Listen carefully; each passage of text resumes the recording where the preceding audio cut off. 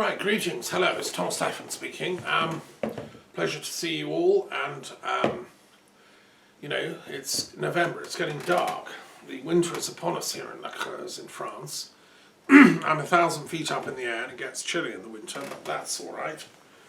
It's, you know, showing life continues on its circle. And I want to start really this short Sunday address by talking about circles and wheels.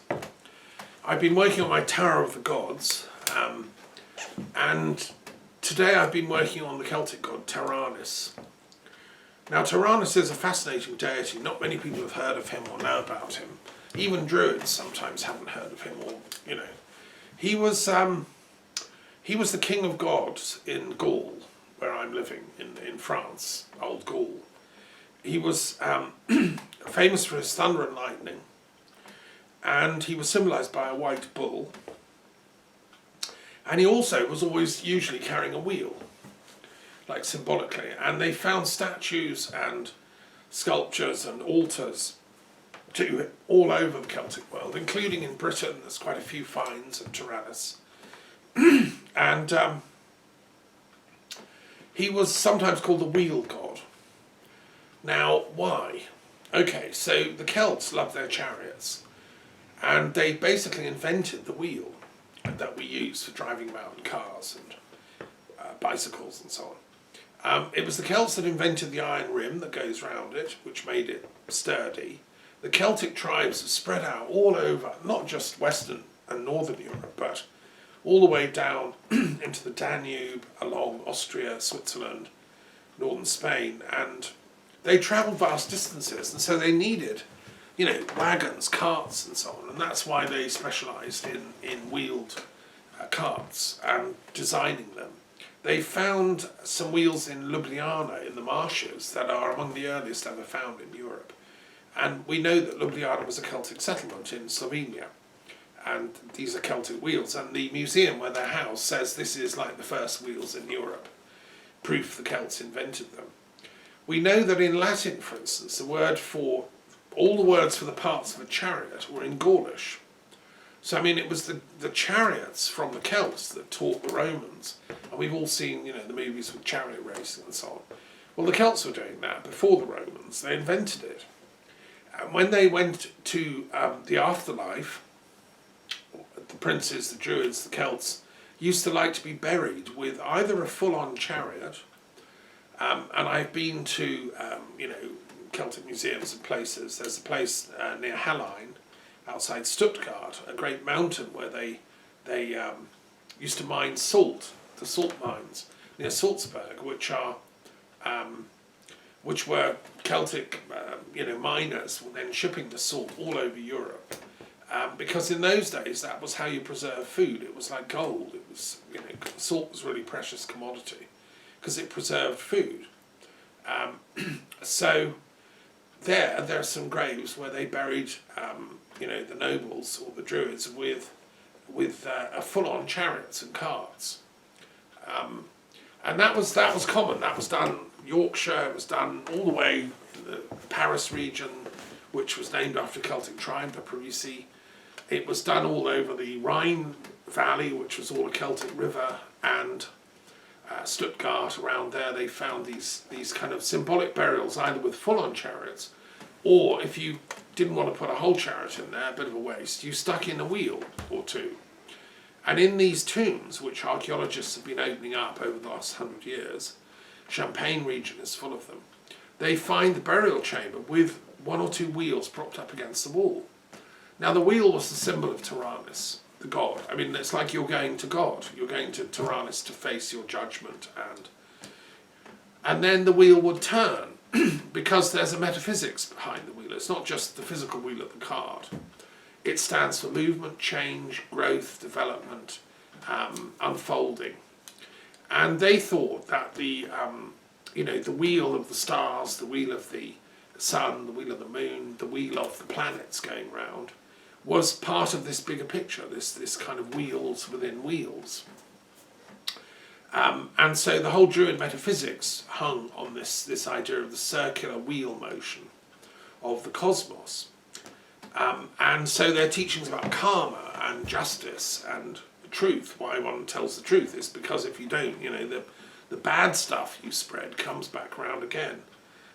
So that's why you have to like be in the center of the wheel at the hub, so you don't, the wheel functions properly. Somebody has to hold that center ground, which enables the wheel to turn. So Taranis is a very interesting god. I've been studying him today and writing about him in my book of tarot. And, there are some interesting synchronicities happen around in this part of the world. There are lots of white bulls in the field, and it often does thunder and lightning, particularly in the summer when we have those hot days. And then in the evening, it kind of tries to rain, but it doesn't really, it just thunders and lightnings quite spectacularly. You can see it for miles, lighting up the skies. Right, so that's Taranis, and I do recommend you to study him, and he's a very interesting deity. I want to share another deity I've been doing, which has also been fascinating this week, which is Ploutos, who is the Greek god of wealth. And Ploutos was not regarded as a very senior god. He wasn't famous like Athena or Artemis or Aphrodite or Zeus. He was a minor god, they say. But actually he was quite an important god because he's the god of wealth, and we all need some kind of wealth to survive in this, world. And so the Greeks did honour him, but kind of in a sort of dubious, ambiguous way. His ancestry is interesting, however. He was the son of Demeter, the great goddess who runs the universe, the Earth Mother, with an affair she had with a mysterious character called Iasos, Iasos. Now, Iasos is a mystery character who appears and is connected with the Mysteries of Eleusis, which were the great mystery sanctuary of Greece. Outside of Athens. I've been there to Eleusis. And he had a few brothers, and, I was researching the life and work of Iasos and discovered that he's very much connected with the Kabiri. One of his brothers was Kabiri, and these were the guardians of the mysteries at Samothraki, which was the other great mystery cult centre apart from Eleusis. Eleusis was the place, but Samothraki was in some ways even more like select. Not everybody went there, but it was really important. And the Kabiri defended and guarded the mysteries, the sanctuary. And, others did it in Crete, the Curetes, and very mysterious figures, these. And the more you look into the mysteries, the more fascinating they are. So I've been studying the Eleusinian mysteries, particularly last week. And, it is really interesting. They lasted for over 1,000 years, 1,200 years at least. It's thought the very first ones began back in Mycenaean times, like 1500, 1600 BC. I mean, that's a huge amount of time. And from about 760 BC onwards, they were Pan-Hellenic, so people would come from all over the known world to receive initiation. Hercules went, according to legend. Theseus, all the great heroes of Greece went to the Eleusinian mysteries. We know that, in more recent times, Pisistratus, who was the ruler of Athens for a while, he went, and he actually helped rebuild some of the sanctuary at Eleusis. It was him that regularized the text of Homer, for instance, so a very important figure in Greek history. And later, the philosophers like Plato went, Aristotle went. They all wanted to be initiated. What are these mysteries? What do we learn? Okay, so it was kind of secret knowledge, so it wasn't written down. You weren't allowed to reveal the content of the mysteries under pain of death. And that code of honour, it remained intact right until the mysteries were destroyed, tragically, by marauding Goths under Alaric in 396, who had a band of Gothic adventurers who sort of smashed up the sanctuary. But in fact, it had already been discontinued under Theodosius, the Byzantine emperor, a few years previously, who'd outlawed pagan rituals, practices, and the mysteries. So it's thought that by the time Alaric got there, there was nobody like in residence. It was just vacant, or maybe a few old priests wandering about. The details of that are still being disputed by scholars. There's an attempt to rehabilitate Theodosius and say, oh, no, he didn't really banish paganism. But, the facts are the facts. He did. He issued laws against it. And he outlawed pagan rituals and worship. And then there are other people trying to say, oh, Alaric, he wasn't a bad guy. He was actually trying to help the Romans. He was trying to save Europe from barbarism. He was a kind of mercenary who'd got a position in the Roman state as a mercenary general. But they weren't paying him, and that's why he was so annoyed. He then marched on Rome. And he sacked it, because he said, look, my army hasn't been paid, so we're going to loot Rome. And that's regarded as the downfall of the Roman Empire in the West. That's the standard fall of Rome, if you watch all the movies about it. Well, it was that guy, Alaric, who also destroyed the Eleusinian mysteries, which I think is a crime, actually. I'd like to see them revived. I think they're really, really interesting. And as well as the Delphic Games, which I'm working on, and I'm the educational coordinator for the Delphic Games, which have been revived in the 90s, and they are happening again, and they lasted for over 1,000 years. They were shut down at the same time as the Eleusinian mysteries, and I think we should restart the two together, actually. Okay, so that's what I've been up to, and Ploutos was born in Eleusis. There was a temple to him there, and pilgrims are shown the site of the birth of Ploutos, the god of wealth, the love child of Demeter, the earth goddess, and Iasos, her lovely, handsome young lover. Well, why is he being born in Eleusis? Well, my interpretation of this is that wealth, Ploutos, we can divinize it, wealth comes from two things. One is reverence for the divine, feminine, the goddess, respect for the mother, the wife, the consort, respect for women generally. Women are half the world, at least, our daughters and wives and mothers and so on. They're very important. So if you honour the woman, then you will want to generate wealth with her in alliance. Men and women should work together to create wealth. And that's the sort of lesson here, that Ploutos is born of Demeter. Also, he was always shown in art as being jiggled on the hip of Irene, the goddess of peace, like his foster mother, if you want, or best friend that would pop round to Demeter's. And Irene is often shown wearing these beautiful Greek dresses, quite full-breasted, very gorgeous kind of young woman, who's holding Ploutos, little baby god of wealth, and having, jiggle on the hips. She often holds a cornucopia as well, which is a symbol of fecundity and plenty. It's full of fruit and grain. And this is the iconographic image of peace, Irene, and later was taken over into Roman religion as the goddess Pax, which is where our word peace comes from. And since I'm into peace studies, Pax to me is an incredibly important icon. And on the first ever leaflet I produced at the University of London, I found at the Warburg Institute in Bloomsbury a whole bunch of iconographic plates to do with icons of Pax and Irene, and discovered the cornucopia emblem, and that's been a sort of symbol of the Institute ever since.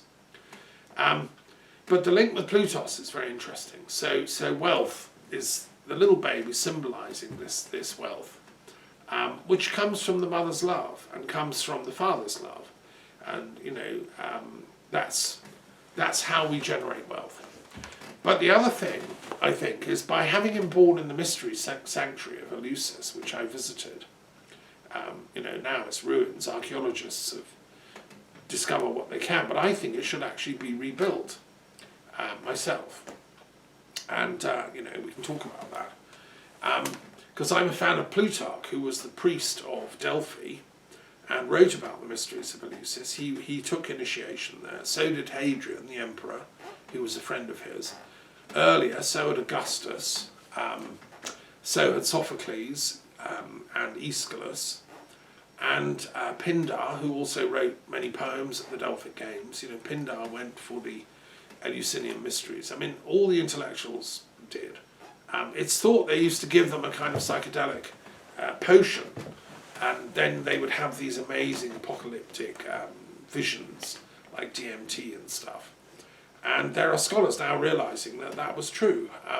So instead of this war on drugs that the Western world's been fighting with people in America, the FBI, and all this nonsense, imprisoning people, ancient civilization had a whole different approach. They said, yeah, this stuff is transcendental, it's powerful, so let's just do it in a sanctuary with the gods' blessings, like once in a lifetime. You only needed the mysteries once. You couldn't really go again.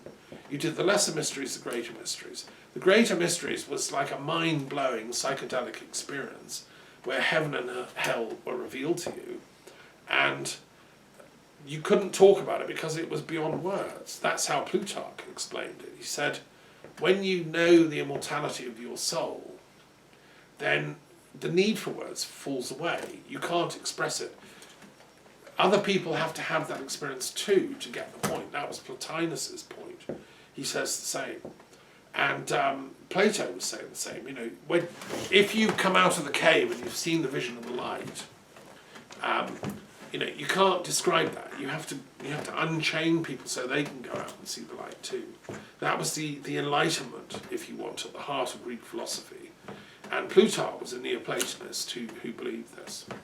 And so it was, this is really interesting and ancient and sacred stuff. So lots of people go off to the Amazon and do ayahuasca now or whatever. Well, I think we should revive this at the heart of Europe, in the place, Eleusis, where it was, with people that know what they're doing, and who can be the mystagogues, the people to lead these mysteries for people. There was music, pageantry, there was a bit of theatre, pantomime type stuff going on. There was a slightly erotic dimension at one point. All of life was there. So let's bring back the mysteries at Eleusis. And Ploutos will be very happy because, you see, my reading of this is that wealth flourishes when people respect the mysteries, when they honour the sacred that manifests amongst us as the mysteries.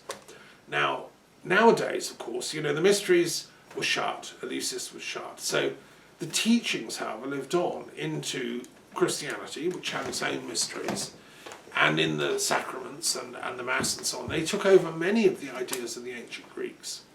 And the work of Eleusis lived on in the Greek bread and wine mysteries, effectively, and the manifestation of the divine epiphany through the Christ child, the little baby. It's Ploutos come back, the mystery child, and also it lived on in the Freemasonic mysteries, because the Masons, with their own mysteries, were in a sense also descendants of the old Eleusinian mysteries. Many of the traditions and rituals they did and still do in all the different lodges around the world are very similar to the ancient Greek mysteries.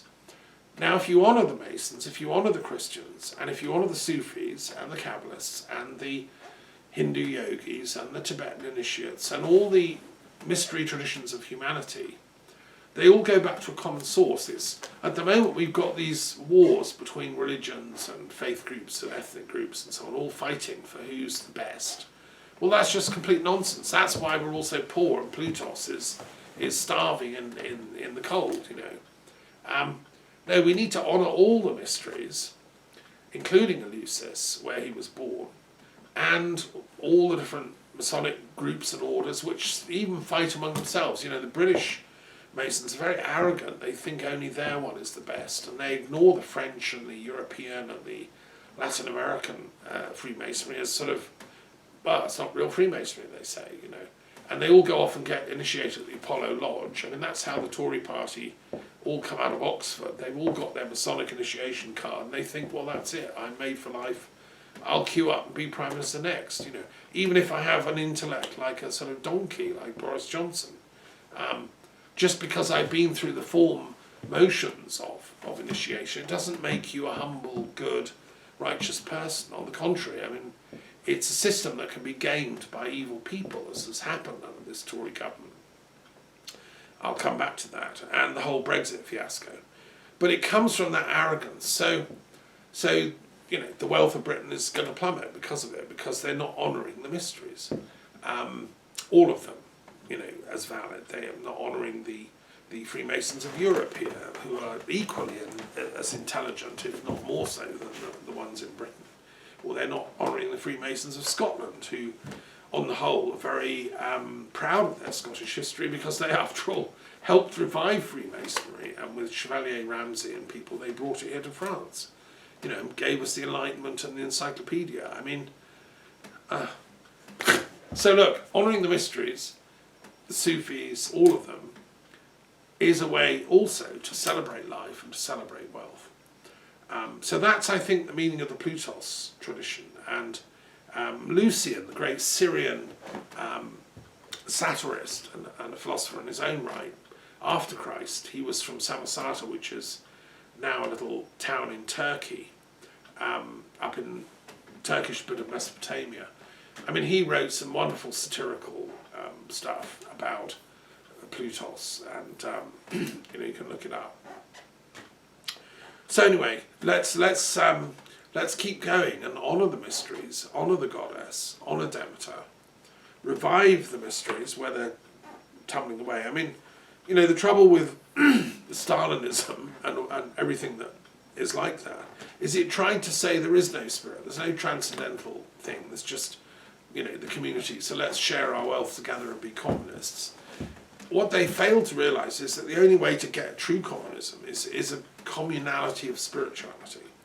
It's by sharing the innermost sanctum of the sacred mysteries that we can become civilised. That's what Cicero said. Cicero also went and did the Mysteries of Eleusis and said, this is the single most important thing Greece has given to humanity. He wasn't a fool, Cicero, he was a very wise man.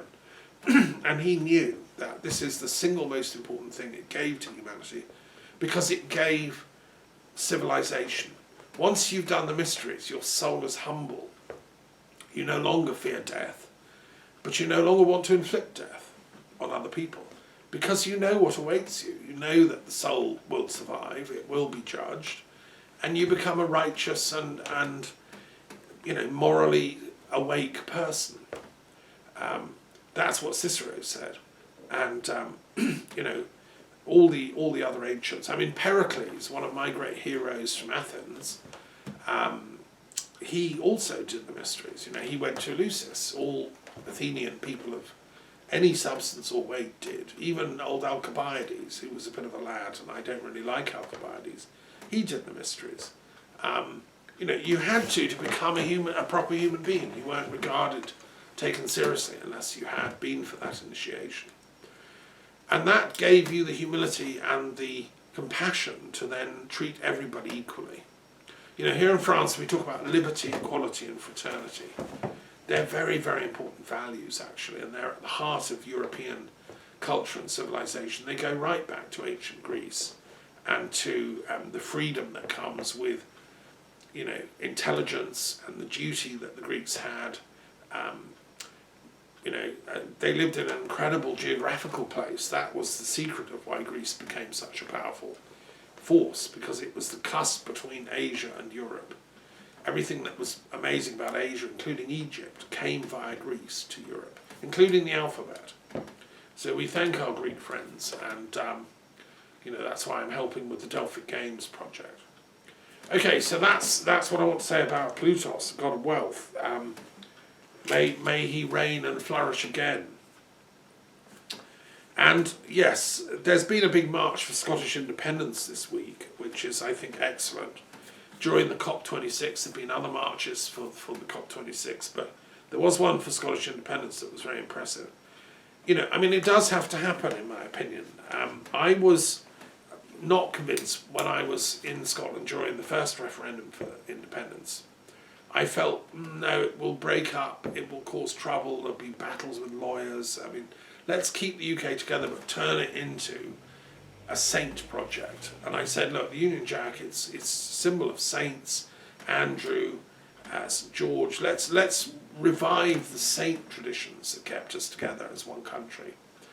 and let's have a referendum on getting rid of nuclear weapons. Let's adopt a peace orientation in our foreign policy.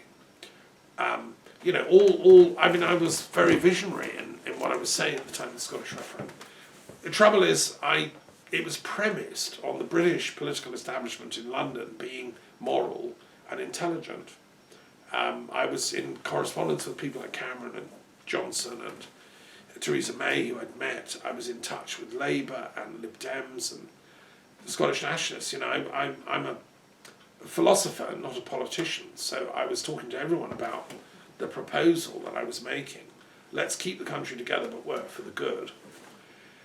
Unfortunately, the Tory party's been hijacked by absolute monsters, rogues and mountebanks. I mean, corrupt people that I thought could not get through the system of checks and balances, but they have. I think every single member of the current Tory cabinet and a lot of the MPs fail at the standards, you know, like public standards in public life. They completely, utterly fail. Owen Patterson is just the icing on the cake. And the fact that the Tories tried to get him, like, salvaged and just trash the system that was set up by John Major to check on public standards in public life, just shows how corrupt and wicked and evil they actually are. And I think it's time they go. I mean, absolutely, utterly. Now, I think, therefore, Scotland has to get independence from this bunch. I mean, they've gained the system so much because they're bankrolled by the wealthy. Apparently, for $3 million, you can buy a peerage in the Tory party. You know, that's corrupt. That's just ridiculous. And so, Scotland, which is a righteous nation and a good nation, you know, needs to sever those ties. It needs a second referendum, and I will be campaigning for independence this time, as a voice of reason in amongst the madness. Because what matters to me is the morality of a country. It's not how many nuclear weapons it has. That's probably an index of immorality, in my opinion. And I would like to see Britain become a force for good in the world, a force for peace, non-violence, mediation, and so on. But I don't think the current state is capable of that. I think that we have to get Scottish independence. We also have to get, you know, Irish reunification put to the people of Ireland in a referendum, such as was promised. But none of this will happen until the Scots get their independence. So I think, you know, the pieces can fall into play. And to me, it's a project about common wisdom. What is it we actually stand for as people? Do we stand for a system which allows corrupt liars to rule over us and get away with literally murder? Their cavalier attitude to the pandemic has been, I think, horrific. And also their austerity measures, which have killed people who can't afford heating and housing and all the rest of it. You know, Britain has been reduced to an absolute shambles under these people with food banks and so on. I mean, what Corbyn was saying, I think, was absolutely right, except on Brexit. He was 100% wrong on his lukewarm support of the European Union. He was mistaken, and I think he shares simply a small-minded streak within the British socialist tradition, which has always had a sort of jingoistic imperialism, we're the best socialists, we don't need those people in Europe kind of attitude, which I think is just false and wrong. And I'm speaking from the heart of the French, you know, landscapes of many, many centuries of strife and struggle for equality and liberty and fraternity. And the English could learn an awful lot from them, as you know, the Scots already have. Scots have never doubted that the French are on the side of the gods. You know, the English are not quite sure whose side they're on. It looks to me that they've gone down the devil path. And COP26 is also very important. I want to just say that thank you for Nicola Sturgeon's remarks there, for the wise leadership of Biden and others who realise that yes, this is a critical issue. We have to sort out global warming. We have to stop these gases. I was very moved to watch Rainbow Warrior going under the Erskine Bridge, which I've crossed many times, to get from Glasgow into back to my castle where I lived in Scotland for 7 years, I would often cross that Erskine Bridge. And I hadn't realised how high the Rainbow Warriors masts are. They're, only just made it under the bridge, which is huge. That's quite a big ship, the Rainbow Warrior. I know it's a yacht, but it's a big one. And bless them, they're an amazing enterprise run by Greenpeace. So yes, all the Rainbow Warriors on the planet need to gather, as they are doing, to rethink the way the world economy works, because at the moment, the world economy is really weird, because at the moment, you get privilege, you get a huge salary if you're going around pumping out carbon and using up resources. So if I'm a sort of multi-millionaire chap like Bezos or someone, I fly around burning up carbon, I'll get millions, or if I'm some bigwig in the city and I'm flying around on a private jet, I'm actually damaging the environment, and yet I get rewarded more. Well, that's wrong. I mean, you should be rewarded for just staying home and writing books, like I'm doing, instead of being rewarded for going around, pumping pollution into the air. Also, a crucial issue is, which hasn't been enough present in COP26, in my opinion, is the whole question of the demilitarization of the planet. So as a peace scholar, I know that the biggest single user of energy on the planet is the military, the combined military of the planet. They make the weapons, it's vastly expensive, use of fuels, resources, and then they go around in their exercises all over the world with their ships, planes, tanks, aircraft carriers and rocket stations, and all that's using up our energy. And then from time to time they fight wars, there's always wars going on somewhere, well that uses up loads of energy. And it's a vicious circle, because all those trillions of dollars, pounds and euros that are spent on this craziness should be being spent on research into alternative energy sources, cracking gravity waves, sorting out non-polluting ways to satisfy the needs of the people of the planet, which is what baby Ploutos wants. The wealth god wants us to safeguard the mysteries and protect the women. Instead, at the moment, we're trashing the mysteries, trying to robotize everything, saying, well, there are no mysteries, there is no soul. And that's become the sort of de facto position of the military. It's all just, power games for them. Well, no, this ought to be at COP26, and I think the UN needs to get its act together and take its work seriously as promoting not just climate change, but intellectual climate change. We have to have an intellectual transformation whereby war is seen as outmoded and unacceptable. Militarism is de-escalated worldwide. We need peace treaties to make that possible. That's why I proposed the European Union mediation service to solve conflicts around, like in Ukraine, Syria, Lebanon. We need to immediately prioritise peace spending in our budgets so that every country's defence budget would fall to, I think, 10% of what it is at the moment. And a Ministry of Peace would take up the slack. And that would be doing growth projects, development projects, education projects in their own country and worldwide. This is a global peace plan I'm talking about. And it's based on my 40 years of deep, deep study into peace and policy and so on. I'm the only academic to talk about peace policy, which is ridiculous. You have millions of these people that appear on chat shows talking about defence policy or security policy or economic policy, policy this and policy that, but nobody talks about peace policy. And yet she is the goddess Irene who jiggles baby Ploutos' wealth on her hips. Let's have a peace policy.